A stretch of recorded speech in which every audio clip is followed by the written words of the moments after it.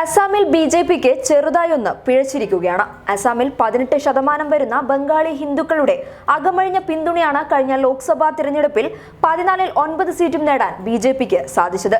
അസാമിലെ പൗരത്വ പട്ടികയുടെ അന്തിമ രൂപം ഈ മാസം 31-ന് പുറത്തുവരാനിരിക്കെ ലിസ്റ്റിൽ നിന്നും കൂടുതൽ ബംഗാളി ഹിന്ദുക്കളും പുറത്തായിരിക്കുകയാണ്. അസാമിലെ പൗരത്വ പട്ടിക ഏറ്റവും കൂടുതൽ ബാധിച്ചിരിക്കുന്നത് അസാമിലെ ബംഗാളി ഹിന്ദുക്കൾക്കാണ് എന്ന ആശങ്ക പങ്കുവച്ചിരിക്കുകയാണ് അസാമിലെ ബംഗാളി ഹിന്ദുക്കളുടെ അവകാശങ്ങൾക്ക് വേണ്ടി പ്രവർത്തിക്കുന്ന സാറ ആസാം ബംഗാളി ഐക്യമഞ്ച് ജനറൽ സെക്രട്ടറി ശാന്തനു മുഖർജി.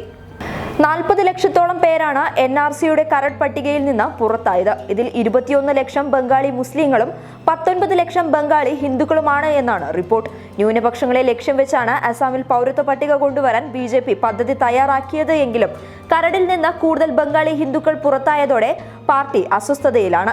ഇക്കാര്യം പാർട്ടി വൃത്തങ്ങളും സമ്മതിക്കുന്നുണ്ട്. പട്ടികയിൽ നിന്ന് ഇന്ത്യക്കാർ പുറത്തായിട്ടുണ്ടെങ്കിൽ നിയമനിർമ്മാണത്തിന്റെ വഴി സ്വീകരിക്കണമെന്ന് അസാം BJP അധ്യക്ഷൻ രഞ്ജിത് കുമാർ ദാസ് പറഞ്ഞു.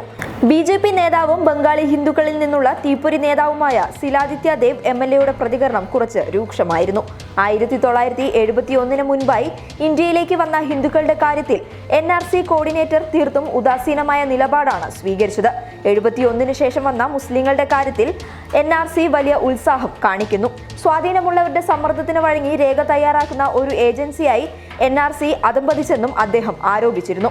ബംഗാളി ഹിന്ദുക്കൾ കൂടുതലായി NRC കരടിൽ നിന്ന് പുറത്തായതോടെ വീണ്ടും വെരിഫിക്കേഷൻ ചെയ്യണമെന്ന് സംസ്ഥാനവും കേന്ദ്രവും ഭരിക്കുന്ന BJP സുപ്രീം കോടതിയിൽ ആവശ്യപ്പെട്ടെങ്കിലും അസാമിൽ നിന്നുള്ള ചീഫ് ജസ്റ്റിസ് രഞ്ജൻ ഗൊഗോയ് അക്കാര്യം നിരസിക്കുകയാണുണ്ടായത്.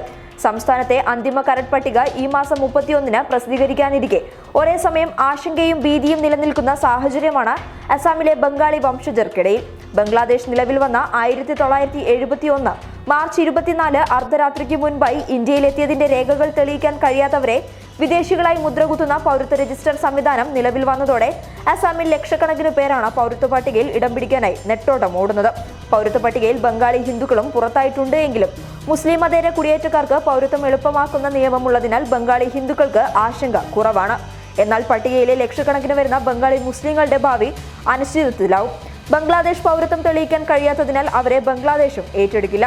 അതേസമയം ബംഗാളി ഹിന്ദുക്കളെ പട്ടികയിൽ ഉൾപ്പെടുത്താനും അവർക്ക് പൗരത്വം നൽകാനുള്ള BJPയുടെ നീക്കത്തിൽ അസാമി ഹിന്ദുക്കളായ BJP പ്രവർത്തകർക്കിടയിൽ തന്നെ എതിർപ്പുണ്ട്. ബംഗാളി വംശജരെ അവർ ഹിന്ദു ആയാലും മുസ്ലിം ആയാലും പുറത്താക്കണമെന്നതാണ് മതവ്യത്യാസമില്ലാതെ അസാമി വംശജരുടെ നിലപാട്. ഇക്കാരണത്താൽ ബംഗാളി ഹിന്ദുക്കളുടെ മാത്രം പരിഗണിക്കപ്പെടണമെന്ന BJP നേതാക്കളുടെ നിലപാട് ഭാവിയിൽ സംസ്ഥാനത്ത് കൂടുതൽ എതിർപ്പുകൾ സൃഷ്ടിക്കും. News desk public Kerala.